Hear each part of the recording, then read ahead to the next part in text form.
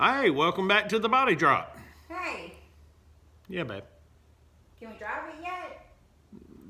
We got to finish the body drop on the cab. When's that gonna be done? Hopefully by the end of this video. Stupid truck. I'm Johnny Mack, and this is my garage, where we never get anything right on the first try. Join me as we work on super cool projects around the garage. Go to car shows and cruise-ins where we'll showcase classic cars and trucks, hot rods, rat rods, and mini trucks. Along the way, we plan to turn this 88 S10 into a show-worthy lowrider. We never know what's going to happen, but one thing's guaranteed. Sometimes you gotta tear it all down and start over. And that's what makes this the Wrong Way Garage. This is video number 3 of however many it's gonna take. Now understand, these are not how-to videos. These are more of a how I did it kind of thing. So it might be right, it might not. We'll find out later in life.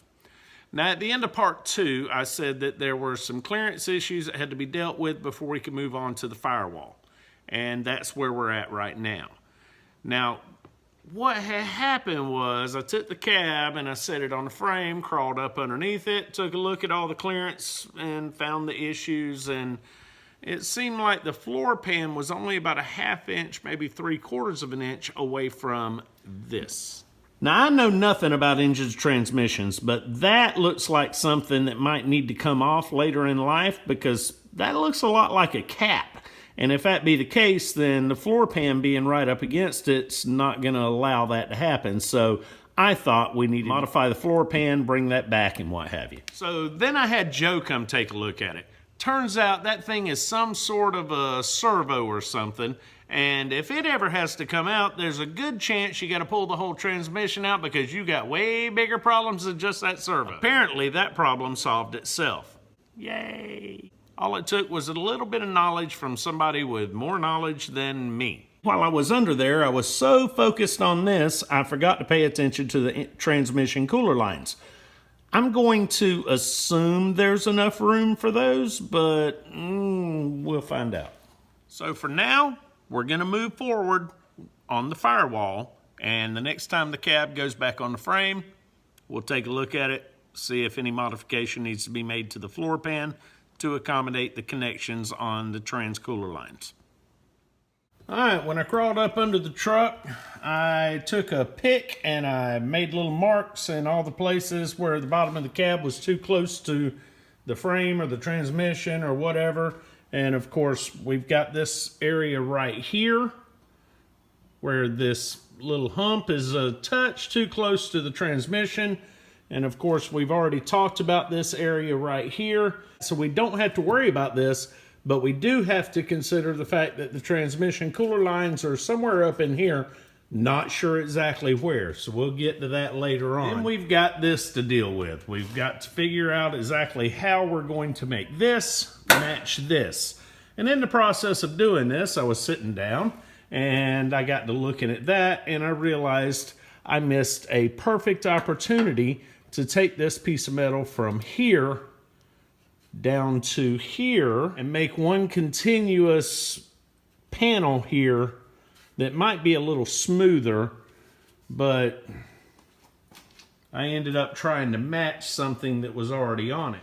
Now I'm a firm believer that it's okay to make mistakes. All you gotta do is cut it out, start over. What's important is that you learn from those mistakes.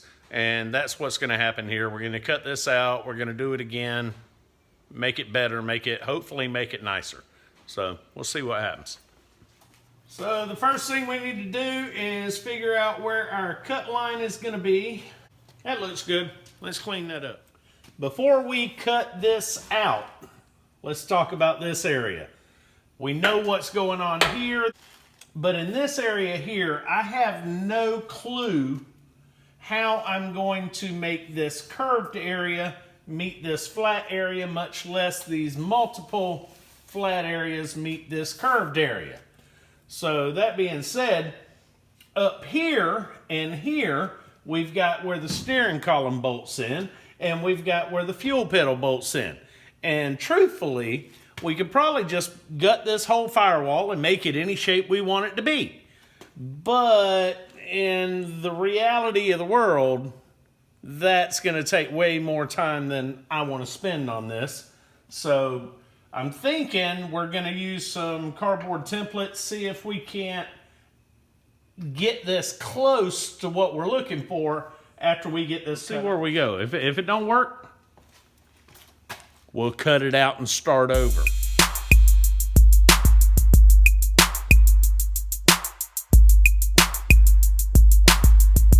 Remember in the last video when we welded this in place but so that we could beat this piece of metal into place without this bouncing around and getting distorted? Same concept applies here. We've got this piece of metal cut out, but we've still got our brace attached right here, which will help strengthen this. So in an effort to figure out how to make this happen, I've been watching a whole bunch of YouTube videos. And apparently the first thing I need to do is draw this out in CAD.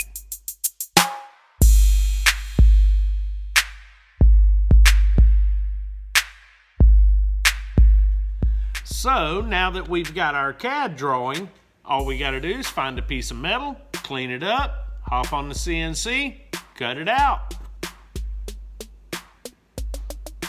I forgot, I don't have a CNC table. So I'm pretty sure that shaping this metal would be pretty easy on an English wheel, provided I knew how to use an English wheel. I do have an English wheel on my Christmas list, but it's the middle of October and I'd like to have this firewall done before Christmas. So instead, I went to Goodwill, bought me a purse. Then I found a Ziploc bag and filled it full of sandblasting sand. So we're gonna throw this in the purse, see what we can make happen as far as shaping this metal. That's heavy. So now I'm fully equipped to take on any would-be mugger that wants to mug a 6'1" rural dirt road walking guy carrying a purse.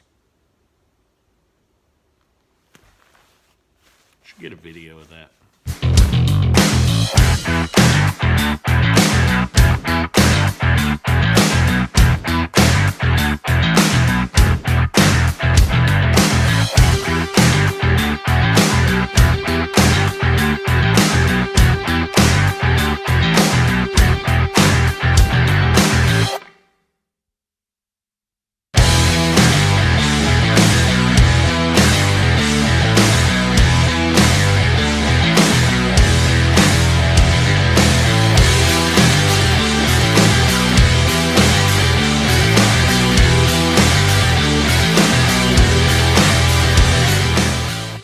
Alright, so here's what we ended up with. It's not perfect, but maybe it'll be good enough.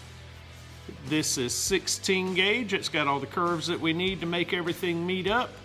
Hopefully it'll work out okay. I believe if I had a little more practice and some more experience with a beater bag, then I might be able to refine this a little more, but considering this is my very first time ever trying to use this method, I'm not unhappy with it by any means. Big shout out to Jerry Kirkpatrick. He's got a video on his channel which shows you how to build a beater bag, obviously. Go to the thrift shop, get you a purse. Who knows? Maybe you are the kind of guy to use a purse.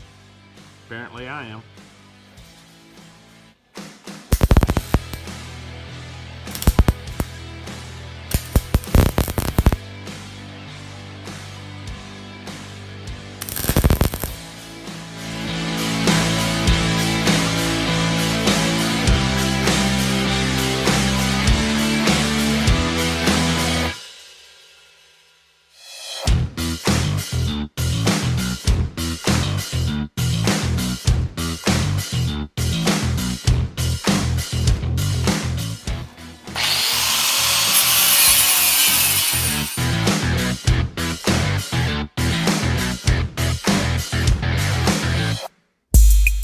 Alright, so here's what we got.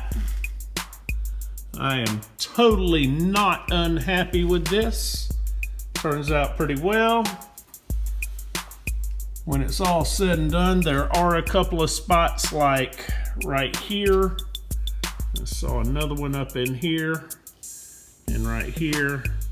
These are spots where I couldn't grind the weld all the way down without getting into the factory metal, which is already thin enough. There's another one. So we're just gonna let that be. When it's all said and done, we'll seam seal it from the inside so that the outside can be as smooth as possible. Maybe by the time we get high build primer sanded down, that'll be fine. Now, we're gonna move to this side next, and then we'll tackle the center. The center right here is where it goes from being flat here to the angle to the firewall. So the whole purpose of cutting this section out is to take this spot further away from the bell housing on the transmission. I don't know, not unhappy at the moment, that's for sure.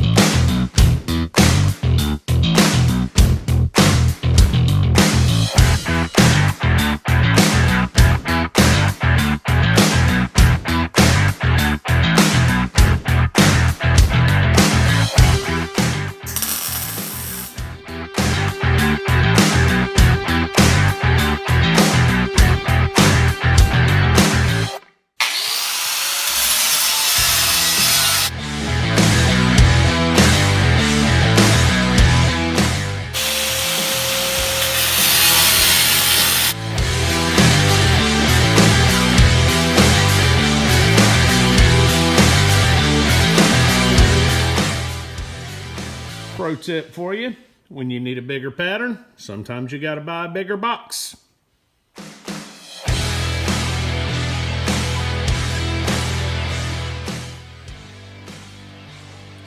This is boring. Let's skip ahead. Now this piece of metal in the firewall is, as I understand it, is stamped at the factory. Now what is that? Why do you care about that? You probably don't until you go to weld on it. In the process of stamping this metal, it's going to make some places thinner because it has to stretch to get the accurate shape. Other places are going to get thicker because the metal has to compress. So why that's important to us is when I built and welded in this panel, I cut it out. I cut out the old metal and then made the new panel the size of the hole and butt welded. But since then, I've decided it'll be a lot easier if we overlay this, because two pieces of metal welded up will be a lot easier to keep from blowing through the metal. So we've got our pattern drawn out, and we've got a flat area here, a flat area, sorta, and then flat, but this is curved. So what we've got here on our pattern, we've got the flat areas that will get bent over and welded up to that. And then at the bottom, whenever we get the metal shaped to how we want it, we'll go to the inside and mark it, and then we'll have to cut a whole bunch of these relief spots so that it can curve.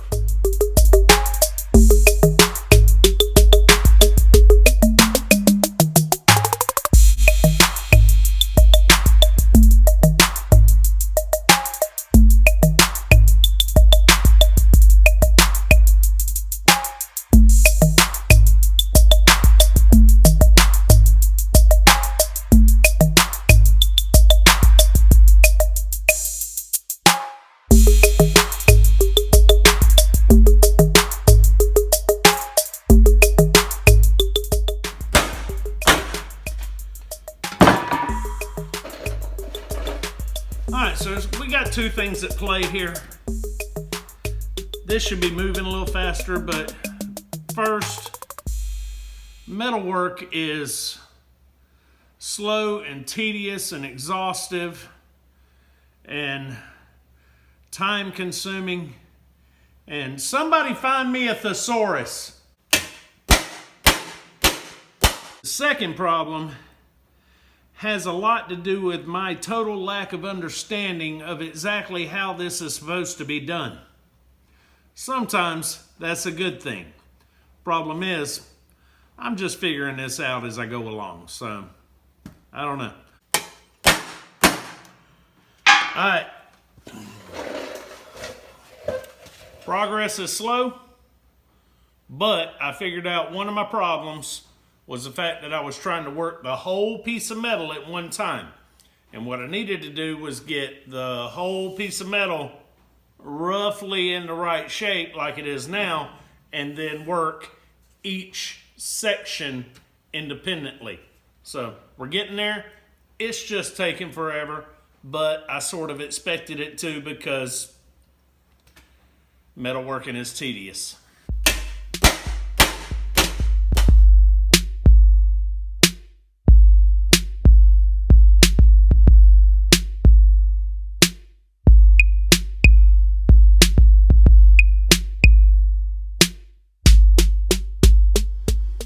All right, so here's where we're at the moment. I'm not completely happy with it, but I'm not completely unhappy with it. I'm unhappy with the way that this isn't real smooth, but I like this. I like this over here. So I'm thinking because all these sections are 16 gauge, we might go ahead and cut this and butt weld it. Do the same thing over here, which would be about right here. Cut it and butt weld it. I drew it out from the inside so that we could see exactly where it needs to be cut in the event that that's what I decide to do. We'll figure it out as we go, just like the rest of this project. It's a learning curve. Get it? Curve. Ha! Stupid.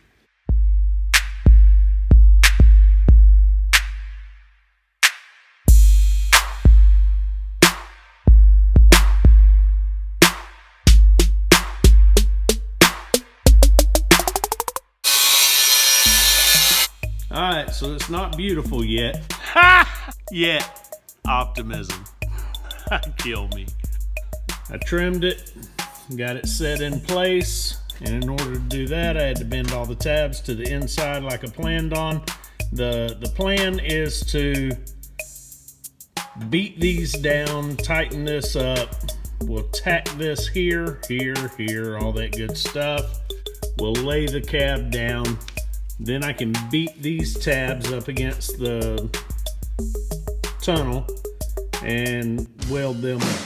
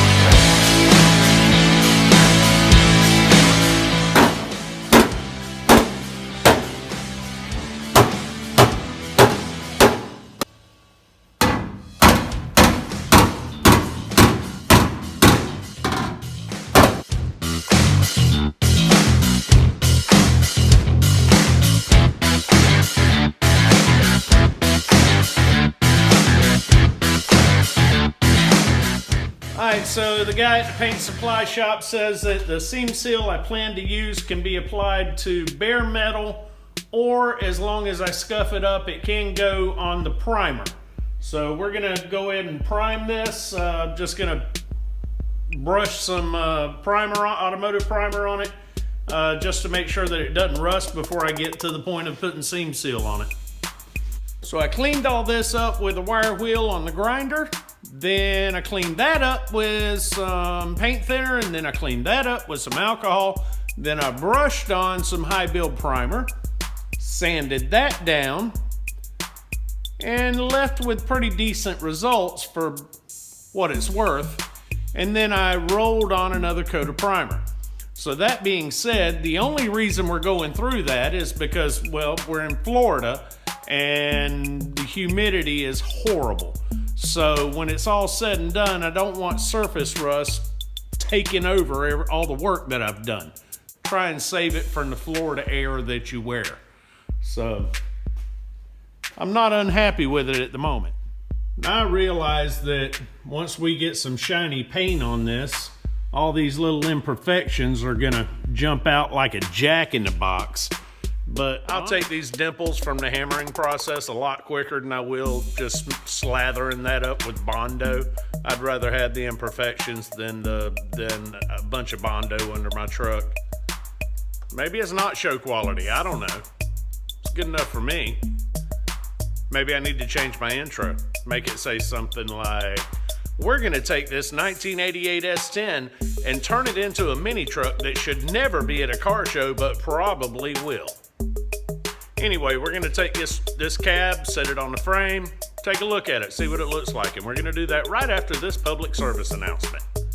Now, we're not done with this video yet, but for the 6 of you that are still watching, click on something, let the algorithm know that it was at least tolerable.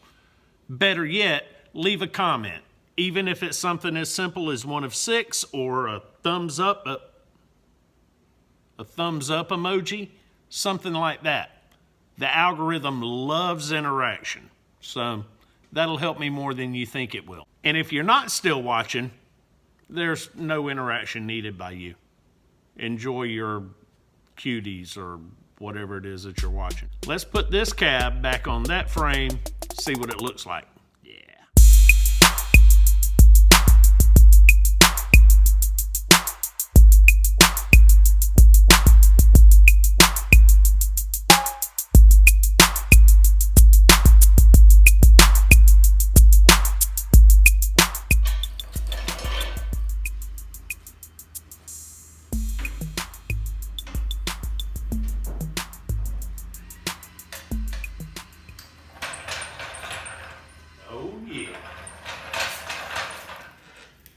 Well, this is only 1.5 inches of body drop, and you literally have to sit in a chair at least 20 feet away before you can see any amount of frame under the cab. So, mission accomplished. If we ever get ground effects on it, that frame's not going to be visible no matter what, but yet the frame's going to be lower than the body for a little bit of protection, which was what I was after. I am extremely pleased with how this is turning out like it is. Absolutely.